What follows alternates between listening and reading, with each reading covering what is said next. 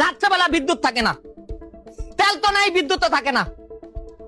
এই বিএনপি জামাতে 70টা আসন না দিয়া আমি খায়রুল জনকল্যাণ পার্টির চেয়ারম্যানের যদি 70টা আসন দেওয়া হইতো, এই তেলের সিন্ডিকেট 2 দিনের ভিতরে আমি মাননীয় প্রধানমন্ত্রী তারেক রহমানের কাছে গিয়া আলোচনার মাধ্যমে বৈঠক করে এই সংকটটা আমি সমাধান করতাম। এই যে মহাসড়কে 10টা তেলের পাম্প সবগুলিতে এরকম। আমি গাজীপুর গেছি, প্রতিটা লাইনে লাইনে তেল সংকট। কালকে পরশুদিন মাদারীপুর গেছি, প্রত্যেকটা লাইনে তেল সংকট। ভাই, তেল কিন্তু কোনো সংকট নাই, এখানে সিন্ডিকেট।